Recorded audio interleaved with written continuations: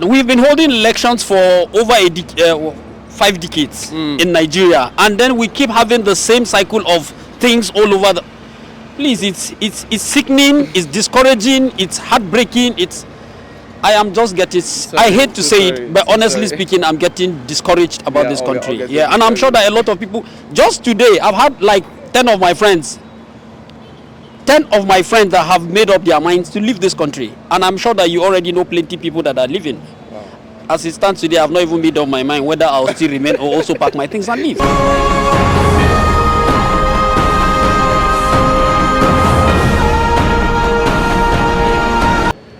If you look at the laws stated by INEC, the rules and all that stated by INEC themselves, they compromise themselves by themselves. So it shows that things are not still being set in place despite all the promised and all that. But you think INEC can not be trusted? INEC can never be trusted based on what they have done. Yeah, if before then we were trusting them, but looking at what they have done, I personally, I cannot trust INEC. I don't know about other Nigerians, but I personally, I can't trust INEC looking at what they have done. Speaking for myself, but I also want to believe that a lot of popular opinion will align with mine, is that a lot of people are already discouraged on the gubernatorial election because our perception is that the same thing that happened on the presidential election would likely repeat itself. I have made up my mind, I won't vote. Obviously, it's unfortunate I have to say this, because it's effort wasting, is discouraging for you to make sacrifices, go vote only for what to be presented to be entirely different from the wish of the people. I am very conversant of the one in Lagos. I'm sure you're also not been in the media. So why would you think people would deliberately fix up festivals on election days? It's because they have an ill intention at the back of their minds to achieve.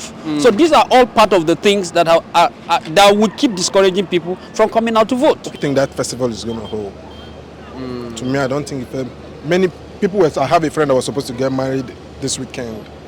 It has been postponed because there's nothing he can do. So the government have decided, though they didn't care if they were going to obstruct any function, they just fixed it just a week. So we don't have an issue with that. But I'm sure those festivals will not hold. Or even if they hold, the country. When you look at how things are moving, based on what happened on the past election, you will see that a lot of people learn from there. So this election, the way I'm seeing it, I don't think there are going to be any violence.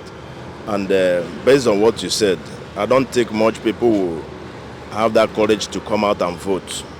But the way I'm looking at it, I don't think there will be violent. And for the INEC, I think they will sit up this time. So this is how I'm looking at it. My issue is INEC, if they are going to give us the credible election they promised us. You know? If they're going to give us the credible election, because what happened on the 25th wasn't an election. It was so disappointing. We spent so much time fighting to get our PVCs. I know some of us were in INEC offices by 5 a.m. and they give us tally, your number is already 100 and something by 5:30. After all this time, because we came out to get those PVCs because of the promises INEC gave us. But it was tears on the 25th of March that they disappointed us. They disappointed us. 25th of February, the presidential election. They disappointed us. It was annoying. So let's believe, we're still believing, though we don't trust them anymore. But let's just see what they'll come up with this Saturday. I pray it works, but if it doesn't, they want to select for us too. They should go ahead. We've seen all already. There's nothing more they're going to show us now that's going to be strange to us. You mentioned Togre, and that one is an everyday thing. We see togs being used on everyday affairs. Look at, you ask the keke drivers, you ask the motor drivers how they suffer Togre just to go about their daily businesses. Now the same issue has been used in election purposes. You know, the togs are. I think the togs don't really care about the country. They just want to care. They are caring to just survive, right? They don't really care about the Nigeria that you and I were looking out for. They just want to survive in the country. But do you think that they realize that if we get to achieve the Nigeria that you and I are looking for, that they also would not even be on the streets as thugs? I don't think they have realized that. That's why they are doing what they are doing. They think that there's no place for them in the Nigeria we are looking out for.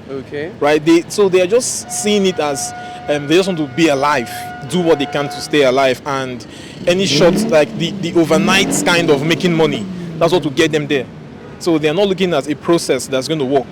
So they can be easily deceived, and used to do this kind of thing. If you're being asked to go and carry bottle and come out as a thug, when you think of your future and what you're doing, you think you want to reason it. No matter the amount they're paying you, if it involves your life, you will think about it twice. But the thugs are already saying that nothing for them in that place. So someone needs to call them and start convincing them, making them see a purpose in themselves. I think that it should start from there. Someone should make them see a purpose in themselves first. Despite that they are where they are, then in fact they can be a difference. Try to make them emancipate themselves from that mental slavery. I'm telling you, if you don't do that, then I think they'll keep on being used. Improving? I'm not expecting anything better. Why? Except the only thing the INEC can do to us is allow the beavers to work on the election day. Outside that, you don't believe in them? Never, I don't.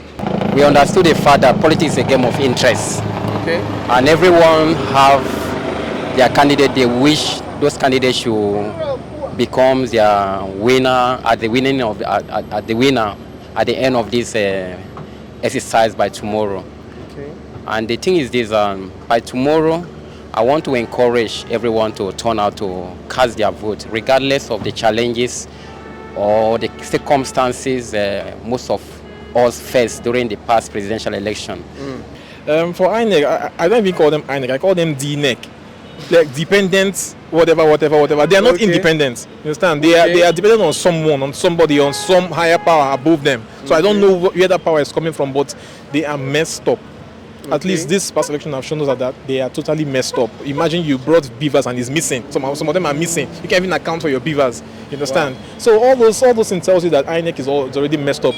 Looking at the security agencies, like the police you mentioned that they came without gun. Come on, I won't really blame them, because if you're told by your boss to go without gun, you go without gun. You understand? Their everyday affairs allows them to go and sign for a gun. The ones that should hold a gun, sign for a gun and go out with it. So if that day you don't sign for a gun, then somebody, before you leave the gate, or somehow your supervisor should question you. On the day of election, I think you should be armed properly. We are not saying that you should come out and start firing on people anyhow, no, but at least come prepared, just in case anything happens. Yes. So if they did not come prepared, it simply means someone instructed them not to come that way. You understand? So I don't think the police, the ones who stay on the road, they give themselves their command, and all that. Someone above them gives them that command. So if it's not happening the way we are seeing it's supposed to happen, then I think there's a problem from the top. Yeah, well, I think they have improved, because a lot of security agencies, they get injured that day, so many were killed. So people that are going to be appointed, or they have appointed to, guide or secure the election, they are going to be wise this time. And I don't think they will do something that will make the masses to go against them. Nobody have any right to tell anybody in this country to vote whoever. Every one of us, at least as responsible and mature people, it is only a tout that will go and fight and kill because of election.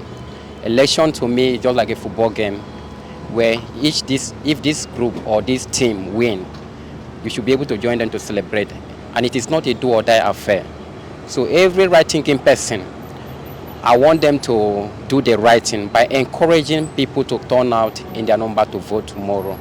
Not to begin to cause problem and confusion and distraction, or to make people to feel discouraged to come out because of threats to vote their choice candidates. So I want to use this medium to tell everyone right there listening, or every good citizen that love this country and have this country at heart, that believe in this country and want this country to move forward. And anybody who wants to enjoy the dividends of this democracy should stand still, no matter the intimidation thereabout. We understood that politics, as the case may be, is a game of struggle, is a game of strategy, whereby people fight for themselves. That's why they call it game of interest. So regardless of that, I wouldn't like anybody to come and begin to intimidate anybody because of you want whoever, maybe this one is your brother for one reason or the other, due to relationship.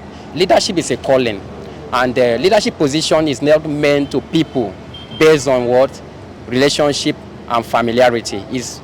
Should be based on capacity, competency, accountability, and integrity.